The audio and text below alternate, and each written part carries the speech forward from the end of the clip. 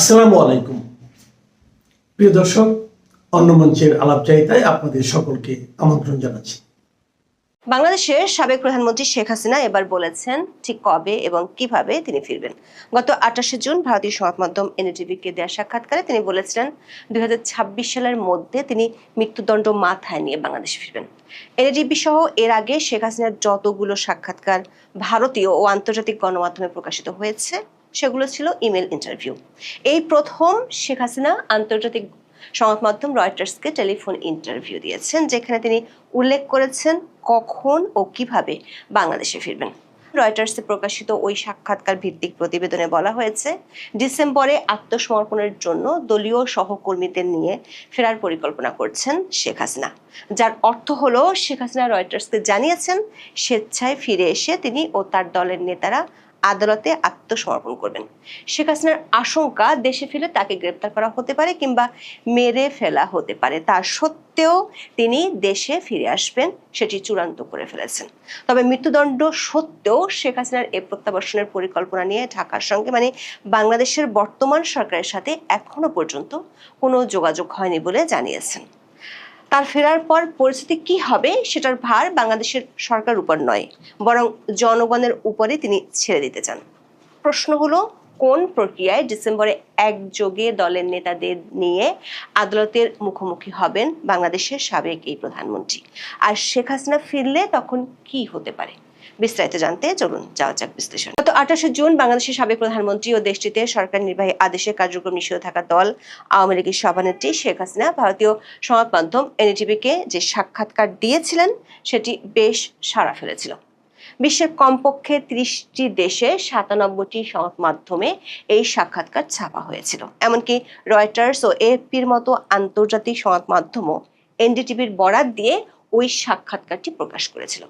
দিল্লিতে থাকা বাংলাদেশের সাবেক প্রধানমন্ত্রীর ওই সাক্ষাৎকারটি এতটা সাড়া ফেলার বড় কারণ ছিল সেই সাক্ষাৎকারে তিনি প্রথমবারের মতো দেশে ফেরার সময়সীমা ঘোষণা করেছিলেন। বলেছিলেন তিনি চলতি বছরের মধ্যে বাংলাদেশে ফিরবেন। এমনকি তার বিরুদ্ধে মৃত্যুদণ্ডের রায় থাকা সত্ত্বেও তিনি বিচারের মুখোমুখি হবেন।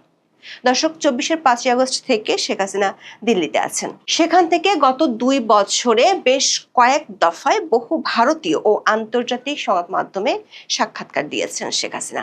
তবে সে সাক্ষাৎকারগুলো ছিল ইমেলে দেয়া। শেখ হাসিনার প্রথম টেলিফোন সাক্ষাৎকার প্রকাশ করেছে আন্তর্জাতিক সংবাদ মাধ্যম রয়টার্স।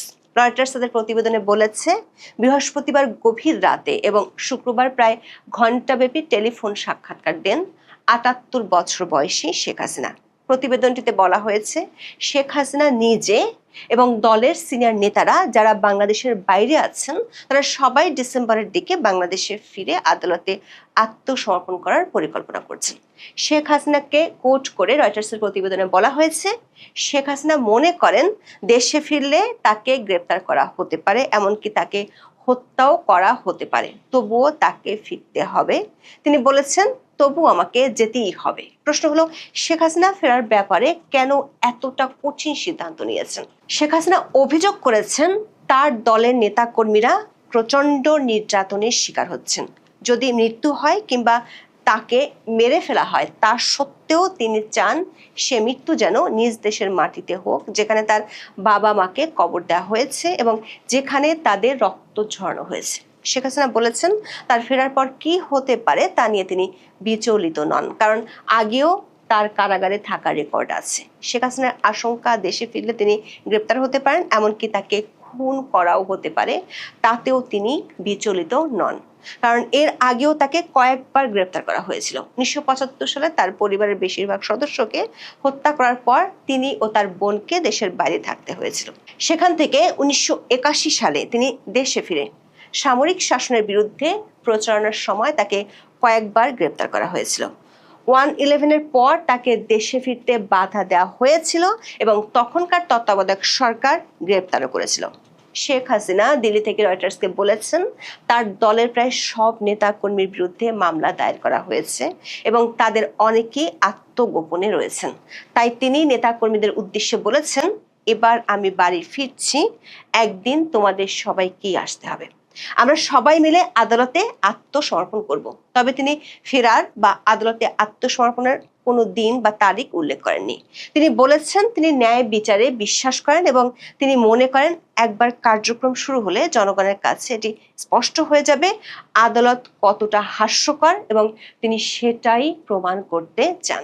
শেখ হাসিনা বলেছেন তার ফেরার এই পরিকল্পনা নিয়ে বাংলাদেশ সরকারের সঙ্গে তার কোনো যোগাযোগ হয়নি, কারণ তিনি মনে করেন গণতন্ত্র, ভোটাধিকার, আওয়ামী লীগের রাজনৈতিক অধিকার ও ন্যায় বিচার গোপন আলোচনার বিষয় নয়। শেখ হাসিনা সরকারের উদ্দেশ্যে বলেছেন জনগণকে সিদ্ধান্ত নিতে দাও। বাংলাদেশের শেখ হাসিনা মোট ২০ বছরেরও বেশি সময় প্রধানমন্ত্রী ছিলেন। কোটা সংস্কার আন্দোলনের মধ্য দিয়ে গড়ে ওঠা বিক্ষোভে আওয়ামী লীগ সরকারের পতন হলে ২৪-এর ৫ই আগস্ট শেখ হাসিনা দেশ ছেড়ে ভারতে চলে যান। এর মধ্যে ইউনূস সরকারের আমলে দ্রুত গতিতে বাংলাদেশের আন্তর্জাতিক অপরাধ ট্রাইব্যুনালে একটি মামলায় শেখ হাসিনার বিরুদ্ধে ফাঁসির দণ্ড দেওয়া হয়। তার সাথে আওয়ামী লীগের সাবেক স্বরাষ্ট্রমন্ত্রী আসাদুজ্জামান খান কামালকেও মৃত্যুদণ্ড দেওয়া হয়েছিল। যদিও শুধু আওয়ামী লীগ নয়, আন্তর্জাতিক অনেক মহলের পক্ষ থেকে এই বিচার প্রক্রিয়ার স্বচ্ছতা নিয়ে অনেক প্রশ্ন আছে। এমন পরিস্থিতিতে শেখ হাসিনা এবার বললেন তিনি দলের সিনিয়র নেতাদের নিয়ে একযোগে দেশে ফিরে আদালতে আত্মসমর্পণ করবেন। দর্শক, শেখ হাসিনা গত ২ বছরে দিল্লিতে থাকা অবস্থায় সংবাদ মাধ্যম থেকে লিখিত প্রশ্ন নিতেন এবং সেগুলোর উত্তর দিতেন, কিন্তু এর আগে কোনো টেলিফোন সাক্ষাৎকার দেননি। রয়টার্সকে দেওয়া প্রথম টেলিফোন সাক্ষাৎকারটিতে শেখ হাসিনা বলেছেন তিনি কখন ফিরবেন এবং কিভাবে ফিরবেন সে বিষয়ে কোনো বিদেশি সরকারের সঙ্গে তার আলোচনা হয়নি। রয়টার্স বলছে শেখ হাসিনা এই প্রথমবারের মতো তার ফেরার একটি টাইম টেবল জানিয়েছেন, যেখানে শুধু তিনিই নন, আওয়ামী লীগের অন্য লিডাররাও ফিরবেন। তাদের মতে মৃত্যুদণ্ডপ্রাপ্ত সাবেক স্বরাষ্ট্রমন্ত্রী আসাদুজ্জামান খান কামালও আছেন। তবে রয়টার্স আওয়ামী লীগের অন্য নেতাদের সাথে যোগাযোগ করতে পারেনি এবং তাদের মতামত জানতে পারেনি। শেখ হাসিনা বলেছেন বাংলাদেশ সরকার তাকে ফিরে নিতে চায় বলে দাবি করছে এবং তাকে ফেরত পাঠানোর জন্য ভারতকে চিঠি দিচ্ছে। এখন তিনি উল্টো নিজেই বলছেন আই উইল গো মাইসেলফ, মানে তিনি নিজেই ফিরবেন। শেখ হাসিনার বক্তব্যের বিষয়ে রয়টার্স বাংলাদেশ সরকার মুখপাত্রের মন্তব্য জানতে চেয়েও পায়নি। অন্যদিকে ভারতের পররাষ্ট্র মন্ত্রণালয় এ বিষয়ে কোনো মন্তব্য করেনি। দর্শক, এতদিন বাংলাদেশ সরকারের পক্ষ থেকে বারবার বলা হচ্ছে তারা ভারতের কাছে শেখ হাসিনাকে ফেরত চেয়েছে। এখন শেখ হাসিনা নিজেই বলছেন তিনি ডিসেম্বরে ফিরবেন। এমন অবস্থায় প্রশ্ন উঠেছে বাংলাদেশের বিদ্যমান রাজনৈতিক পরিস্থিতিতে দেশটির সরকার শেখ হাসিনার এই ফেরার জন্য প্রস্তুত কিনা।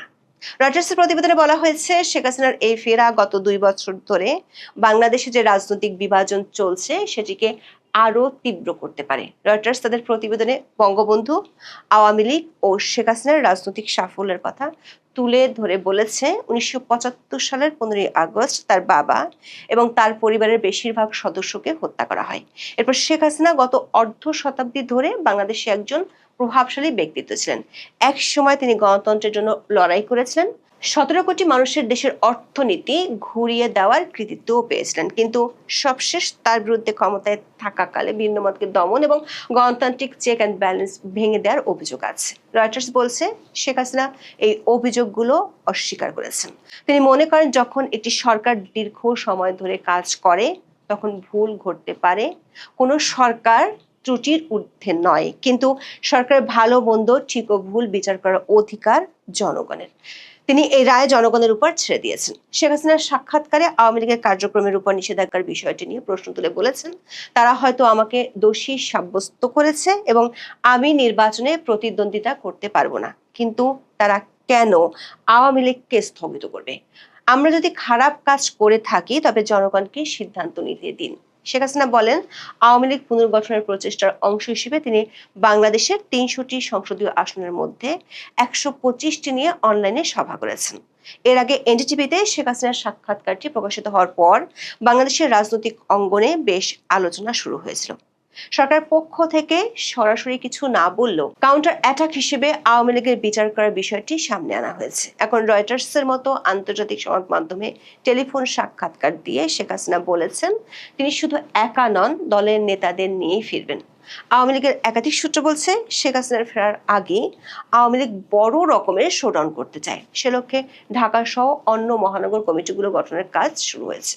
প্রশ্ন হলো রয়টার্সের এই সাক্ষাৎকারের পর সরকারের প্রতিক্রিয়া কি হবে? আরেকটি প্রশ্ন হলো শেখ হাসিনা ফিরলে কি হবে?